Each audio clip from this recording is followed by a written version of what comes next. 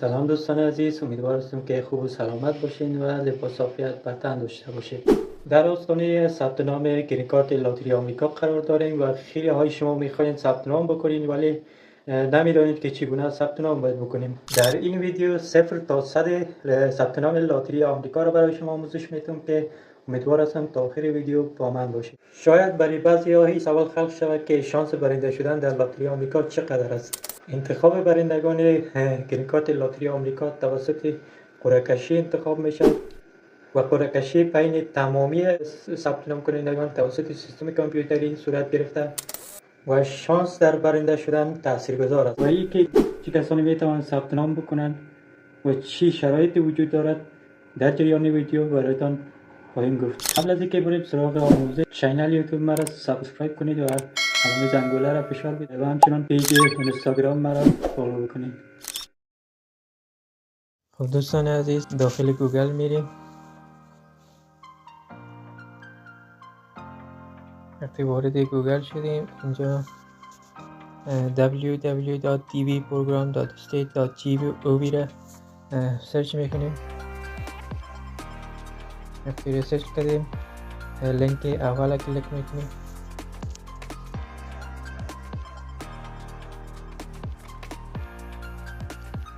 وارد سایت ثبت نام گرین کارت لاتاری آمریکا شدیم. در قدم اول بخش اول درباره گرین کارت معلومات داده.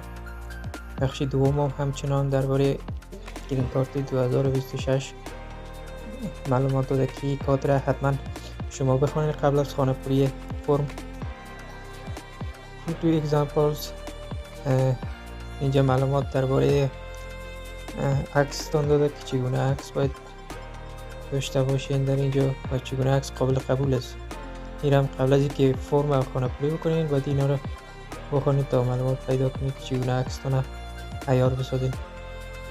و اینجا گزینه بیگین انتری است که این داخل فرم میشه. قبل از اینکه داخل فرم بریم در پایین هم چک استاتس است. این چک که دکمه به خاطر چک کردن فرمتان یا چک کردن لاتریتان است که آیا قبول شدین یا نه. این بعد از ثبت نام وقتی که نتایج اعلان میشه شما اینجا میایین و اسم و کانفرمیشن کد و تاریخ تولدتان میخواد شما اینجا درج میکنین و وارد فرمتان میشین که آیا قبول شدین یا نه خیر. میریم وارد فرم ثبت نام میشیم. اینجا یک متنی را داده که باید در پایین ما تایپ کنیم و 4 9 4 دکمه سابمیت میزنیم. وارد فرم شدیم و در قدم اول مشخصاتتان را وارد بکنین. لاست یا فامیلی نیم، اسم فامیلی و یا تخلصتان را گفته وارد کنین. اینجا میزنیم رحیمی.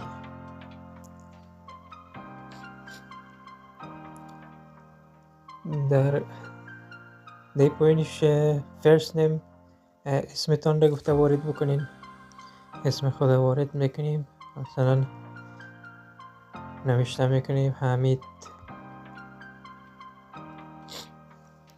و در اینجا میدل نیم است. میدل نیم نامی است که قبل از اسم فامیلی و بعد از اسمتان میایه.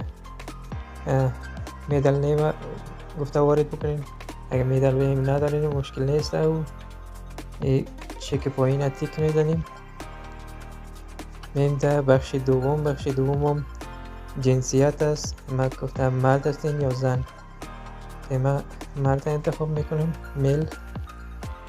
و بخش سوم مربوط تاریخ تولدتان است که اینجا تاریخ تولدتان دقیق درج میکنین.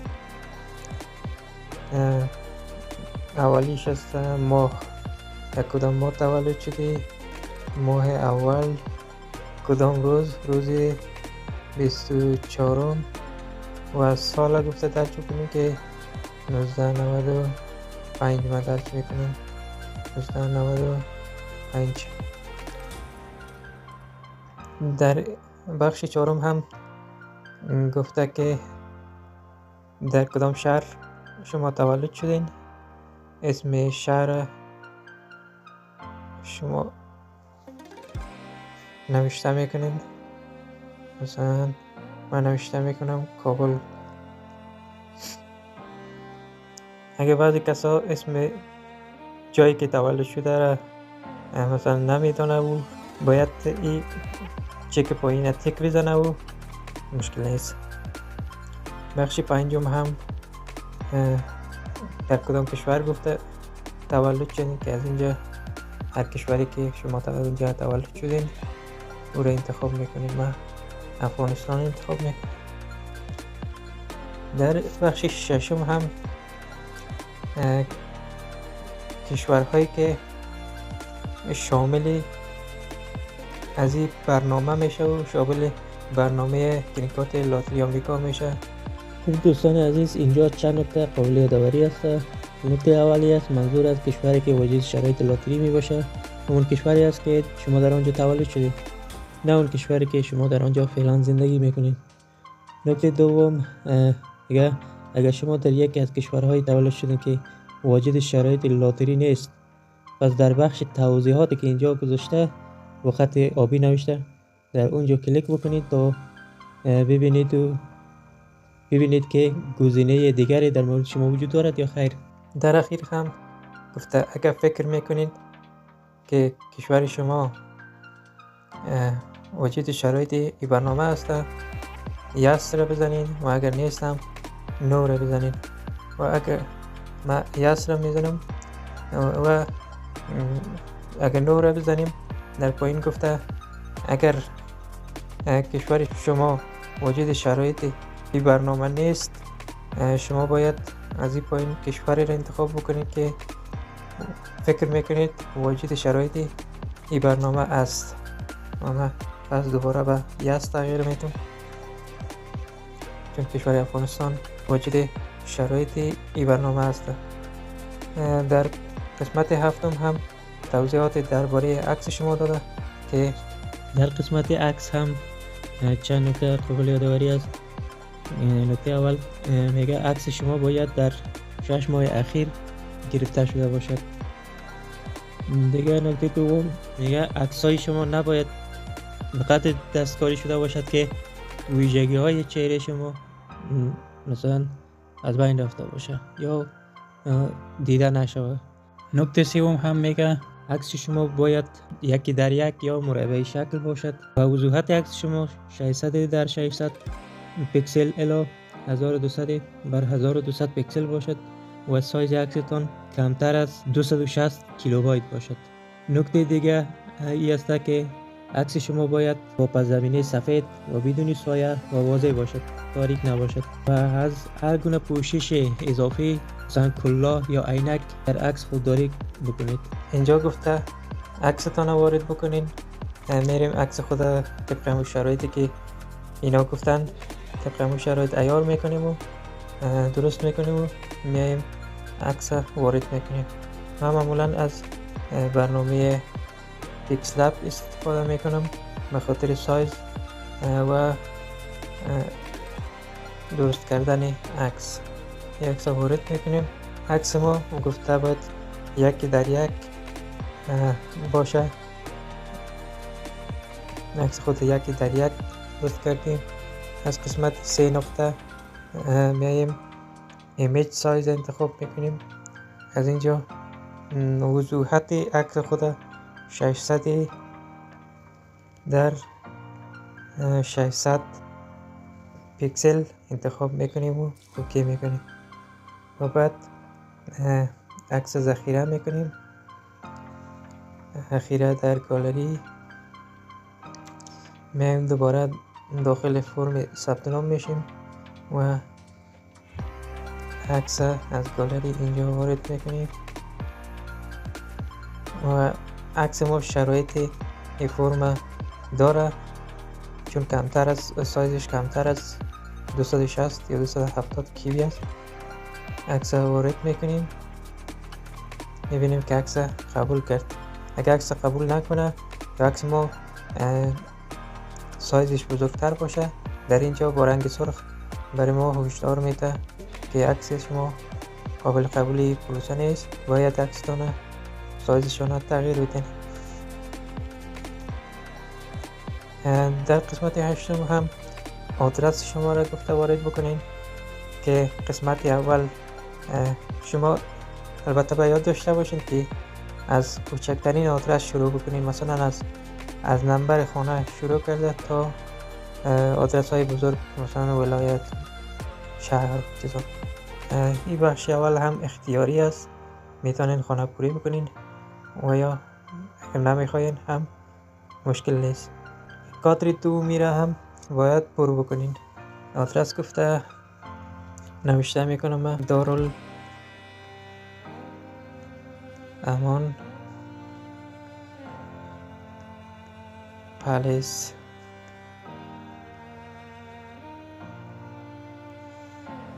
و کادر پایین هم اختیاری است، اگر میتونین خانه پوری بکنین، آدرس شما دقیق تر باشه میتونین خانه پوری بکنین. اگر نمیخواین هم اشکال نداره.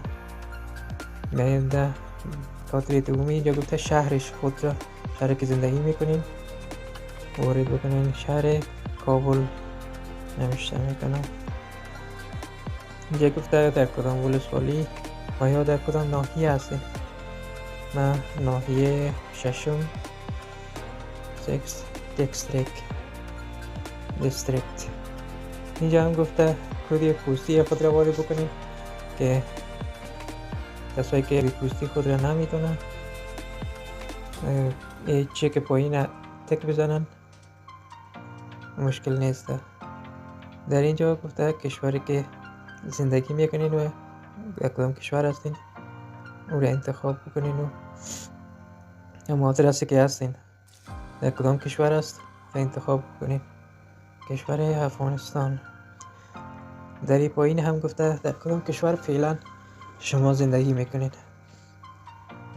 از اینجا شما کشوری که در اونجا فعلا زندگی میکنین و حضور دارین انتخاب میکنین. من کشور ایران انتخاب میکنم. در قسمت دهم هم گفته شماره تلفن تان را وارد بکنین. این کادر هم اختیاری است، اگر شماره تلفن تان میخواین وارد بکنین، اگر نمیخواین هم مشکل نیست. در پایین بخش 11 هم ایمیل آدرس تان است که ایمیل آدرس تان دقیق نوشته بکنین.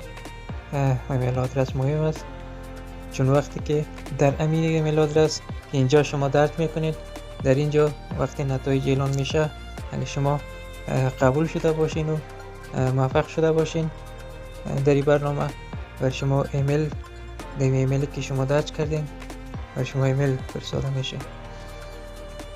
اینجا ما ایمیل خود وارد میکنم. در این پایین هم گفته ایمیل خود را دوباره وارد بکنین. ایمیل دوباره وارد میکنم. قسمت 12 هم گفته تحصیلاتتان است، بخش تحصیلات و شغلتان است که اولی است پرایمری اسکول اونلی، مکاتب ابتدایی است. دومی هم کسانی که مکتب خوانده و مدرکش نگرفته. سومی هم کسانی است که 12 را خلاص کرده، شهادتنامه داره یا دیپلمی دبیرستان. چهارمی هم کسانی است که مکاتب حرفه‌ای رفته و از او یک مدارک داره، مکاتب حرفه‌ای مثلا خیاطی و نجاری اینا. بخش پنجم هم کسانی که بعضی از درس های پانتون در کورس خونده و از او مدارک گرفته. و بخش ششم هم همون لیسانس است. بخش هشتم هم بخش ماستری است، کسایی که ماستری خود گرفته به درجه ماستری فارغ شدن. و بخش نهم هم کسانی که درس‌های دکترای خود در سطح کورس خوانده و آخری هم کسانی هستند که دکترا داره. در قسمت تحصیلات هم نکته‌های از که باید یادآوری بکنیم برای شما. نکته اولی که شما باید حداقل دارای دیپلم دبیرستان یا همان شهادت نامه مکتب باشید تا تکمیل یک دوره مکمل تحصیل شما را ثابت بسازد و نشان بده که شما یک دوره مکمل از تحصیلتان را به پایان رساندین. دیگه مدرسه های حرفه‌ای و مدارک معادل آنها قابل قبول نیست. مثلا مکتب های حرفه‌ای خیاطی و نجاری و اینا مدارک اینا قابل قبول نیست. نکته دوم است که شما باید یک کارگر ماهر در یک شغل باشید که حداقل به 2 سال آموزش یا تجربه برای وجود شرایط بودن نیاز دارد. در آخر هم یادآوری کرده که برای اینکه بدانید آیا شغل شما وجود شرایط است یا خیر، به سایتی که اینجا با قلم یابی نوشته کلیک میکنید و اونجا برای شما میگه که آیا شغل شما وجود شرایط این لاتری است یا خیر. در بخش 13 هم گفته آیا متأهل هستین یا مجرد هستین، وضعیت تحققتان را گفته اینجا انتخاب بکنین. اولی است unmarried، کسایی که مجرد است و عروسی نکرده این انتخاب بکنه. دومی هم گفته عروسی کردیم ولی خانم همسرم سیتیزن یا شهروند آمریکا نیست. کسایی که ازدواج کرده و همسرشون گرین کارت آمریکا را نداره این انتخاب میکنه. و سوم هم کسانی که ازدواج کردن و همسرشون گرین کارت آمریکا را داره این را انتخاب بکنه. و چهارم هم طلاق شده است، طلاق گرفته است که طلاق گرفته و این انتخاب بکنه. و پنجم هم بیوه است، بیوه است. و ششم هم کسانی است که به طور قانونی از همسرشون جدا شده.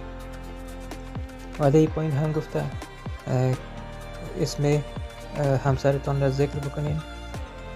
این را اگر انتخاب بکنین اینجا گفته اسم همسرتان ذکر بکنین که از او جدا شدین. من مجرد هستم و گزینه اول انتخاب میکنم. دوستا در این قسمت هم چند نکته قابل یادآوری است. نکته اولی که اگر شما از همسرتان به طور قانونی جدا شدید، پس از حکم دادگاه جدا زندگی میکنید، همسرتان نمیتواند از طریق این برنامه مهاجرت بکند و یا شامل این پروسه شود. نکته دوم، اگر شما از نظر قانونی به حکم دادگاه از هم جدا نشدید، باید همسر خود را حتی اگر قصد طلاق هم دارید قبل از درخواست ویزا در میان بگذارید و در اینجا اسمشان ذکر بکنید. نکته سوم هم میگه اگر همسر شما شهروندی آمریکا را دارد پس شامل این پروسه نمی شود. بخش 14 هم گفته چند تا فرزند دارین و تعداد فرزندتان را باید اینجا نوشته بکنین. و کسانی که اینجا گزینه مجرد را انتخاب کرده نیاز نیست، چون اونجا اونا طفل و فرزند نداره، نیاز نیست را خانه پوری بکنه. این مربوط کسانی هسته که متأهل هستن و تعداد فرزندهای خود اینجا باید وارد بکنن. در قسمت فرزندان هم نکته‌هایی هست که باید بر شما بگویم. نکته اول، کودکان شامل تنی و ناتنی. ناتنی همون کودکانی هست که شما با فرزندی به طور قانونی به فرزندی گرفتین، ازدواج نکرده باشد و زیر 21 سال باشد، اینا شامل کودکان شما بشه. و نکته دوم ای که اگر یکی از فرزندان شما شهروندی آمریکا را دارد شامل این پروسه نمیشد. نکته سوم، شما باید تمامی فرزندانتان را در اینجا تعدادش ذکر کنید. و در اخیر هم شما تمام فرم خانه پوری کردیم و در آخر دکمه کانتینیو رو میزنین. قبل از اینکه دکمه کانتینیو رو بزنین فرمتان را یک بار چک میکنین از سر تا آخر تا فرم جایش اشتباه خانه پوری نکرده باشین و از خانه پوریش مطمئن شین. میریم دکمه کانتینیو رو میزنیم. بله اینجا در این قسمت هم گفته فرمتان را یک بار چک بکنین و اگه جای فرمتان دیدین که اشتباه خانه پوری کردین، در این قسمت دکمه Go back to part 1 این دکمه را بزنید تا دوباره بر فرمتان برگشت بکنه و جایی که اشتباه خانه پوری کردین و را اصلاح بکنین و دوباره دکمه کانتینیو را میزنین. در همین صفحه مین و در آخری هم دکمه سابمیت را میزنیم که فرم ما ثبت شود. در اینجا میبینید که گفته فرمتان موفقانه ثبت شده است. البته دوستان عزیز، از این صفحه شما یک اسکرین شات داشته باشین تا در وقت اعلام نتایج از شما وقتی وارد فرمتان میشین از شما اسم و تخلص، کانفرمیشن نمبر و سال تولدتان را میخواهید که درج بکنید تا وارد فرمتان شوین و چک بکنید که آیا در این برنامه موفق شدین یا خیر. دوستان این هم بود طریقه ثبت نام لاتری گرین کارت آمریکا. امیدوار هستم که مفید برایتان واقع شده باشه. اگر محتوای ویدیو مورد پسند شما قرار گرفته، چینل یوتیوب ما را سابسکرایب کنید و این ویدیو را هم به دوستایتان به اشتراک بگذارید تا اونا هم خودشان را ثبت نام بکنن و انشالله که موفق شوند.